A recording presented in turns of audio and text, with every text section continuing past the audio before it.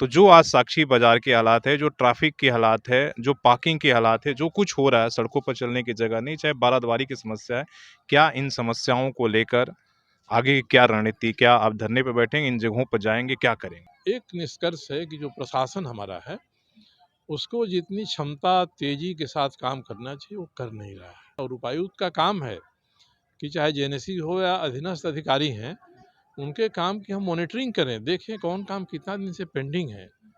ये नहीं होगा और छोड़ देंगे कि वो जब फ़ाइल लाएँगे तभी हम उस फ़ाइल को देखेंगे, तब शहर के लिए मुश्किल हो जाएगा। इस शहर की 2 बड़ी समस्याएँ हैं, बाज़ार और ट्रैफ़िक तो अपनी जगह पर है।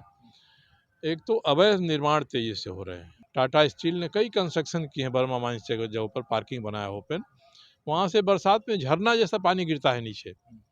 तो इन सब पर तो विचार करना होगा और मैं विवश करूँगा टाटा स्टील को भी, प्रशासन को भी और नगर विकास विभाग को भी कि बहुत पैसे आ रहे हैं। भाई हमारे यहाँ करीब 16 करोड़ रुपया 6 महीने से इसलिए पड़ा हुआ है कि उपायुक्त ने प्रशासनिक स्वीकृति नहीं दी, सब होके पड़ा है। सर एक सवाल हम जमशेदपुर से लेंगे। पिछले दिनों आपसे हमारी बात हुई थी। हमने ट्रैफ़िक और बाज़ारों की समस्या को लेकर तो आपने कहा था कि हम लोग इस प्रक्रिया 22 के प्रोग्राम निकलने के बाद, जनवरी के बाद, हम धरना प्रदर्शन इन मुद्दों को उठाएँगे और जो है करेंगे, सब जगह जाएँगे। तो जो आज साक्षी बाज़ार के हालात है, जो ट्रैफ़िक के हालात है, जो पार्किंग के हालात है, जो कुछ हो रहा है, सड़कों पर चलने की जगह नहीं, चाहे बारादवारी की समस्या है, क्या इन समस्याओं को लेकर आगे क्या रणनीति? क्या आप धरने पे बैठेंगे, इन जगहों पर जाएँगे, क्या करेंगे? देखिए, मुझे आपसे हुई बात अच्छी तरह याद है। 22 के बाद 7 फरवरी को हम लोगों ने तय किया था कि धरना करेंगे उपायुक्त के यहाँ। तब तक 9 फरवरी से विधानसभा की घोषणा हो गई। ये घटनाएँ हो गईं, तो आज से हमारे जो सहयोगी हैं, साथी हैं, ये मंडलों में आज से बैठक करना इन्होंने शुरू किया है और इन्होंने एक तिथि तय की है कि 10 फरवरी को हम धरना प्रदर्शन करेंगे। मैंने आज उसमें से कुछ लोगों से कहा है कि भई एक बार आप विचार ये करिए कि हम जिस उद्देश्य को लेकर धरना करने जा रहे हैं, उसकी जानकारी सामान्य लोगों तक भी तो पहुँचे। नहीं तो हमारे कार्यकर्ता 1000 कार्यकर्ता पहुँच जाएँगे। तो आज भी करेंगे तो वही 1000 पहुँचेंगे, हम 15 दिन के बाद करेंगे तब भी हमारी जो ताकत है वही पहुँचेगी ताकत।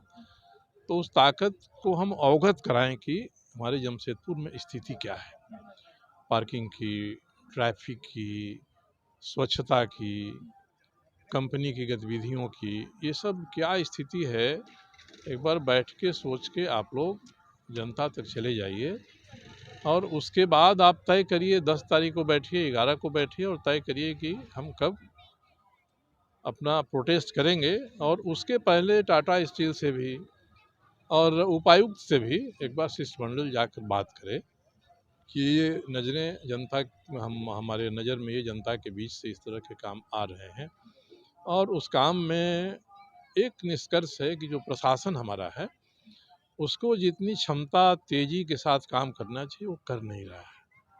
मैंने कल भी उपायुक्त महोदय को फ़ोन करके उनको कुछ स्मरण दिलाया कि ये काम पड़े हुए हैं और उपायुक्त का काम है कि चाहे जेनेसी हो या अधीनस्थ अधिकारी हैं, उनके काम की हम मॉनिटरिंग करें, देखें कौन काम कितना दिन से पेंडिंग है।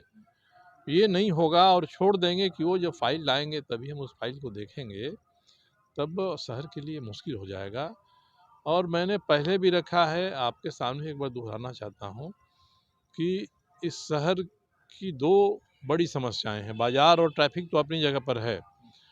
एक तो अवैध निर्माण तेज़ी से हो रहे हैं और दूसरा कि घरों में आप पानी दे रहे हैं, घरों से जो पानी निकल रहा है, वह पानी कैसे बाहर हो जाए मोहल्ले से और बरसात में जो हमारे नाले हैं, उफन कर हमारे घरों में पानी नहीं फेंके। इस पर मैंने 2-3 बार टाटा स्टील से भी कहा है कि बरसात के समय आप जगते हैं, आपका जेसीबी जगता है, मगर उसको बरसात के पहले के 3 महीने में आप एक ड्रेनेज मैप जमशेदपुर का है, उसको तो हम सभी के सामने लाइए। कहाँ से कहाँ नाला आता है, उसमें कौन नाला मिलता है, कौन नाला संकरा हो गया है, किस नाले में इनक्रोचमेंट हो गया है, कहाँ का पानी मोहल्ले में फेंक देता है। टाटा स्टील ने कई कंस्ट्रक्शन किए हैं बर्मा माइंस जगह पर पार्किंग बनाया ओपन, वहाँ से बरसात में झरना जैसा पानी गिरता है नीचे। तो इन सब पर तो विचार करना होगा। तो हमारे घरों का पानी बाहर निकल जाए, स्वच्छता रहे ये सबसे बड़ी बात है और मैं 2-3 महीने इस पर काम करूँगा और मैं विवश करूँगा टाटा स्टील को भी, प्रशासन को भी और नगर विकास विभाग को भी कि बहुत पैसे आ रहे हैं।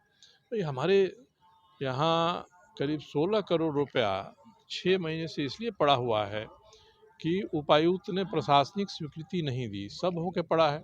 करीब 15 करोड़ रुपया 15वें आयोग का आया हुआ है, कंसल्टेंट बहाल हैं, कंसल्टेंट ने जो रिपोर्ट दिया उस पर काम होना चाहिए, शुरू होना चाहिए। करीब 100 मीटर हमारे क्षेत्र में नदी के किनारों का विकास होगा।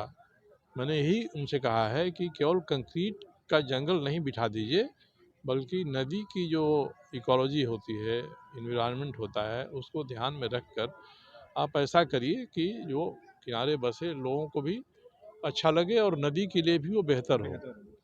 तो इन चीज़ों को मैं करूँगा और 10 के बाद से लगातार हमारी जो स्थानीय समस्याएँ हैं, मैंने निर्देश दिया है अपने साथियों को कि आप हर मंडल में बैठक करिए, बैठक करके वहाँ की समस्याएँ आप निकालिए। कौन ऐसा काम है जिसको मैंने 2 साल पहले लिखा आज वो काम नहीं हो पाया है। तो इन सब चीज़ों को हमको देखना पड़ेगा और मुझे याद है कि कम से कम 40-45 किलोमीटर लंबी सड़कें मैंने पथ निर्माण विभाग से फंड लाकर बनवाया है अपने क्षेत्र में।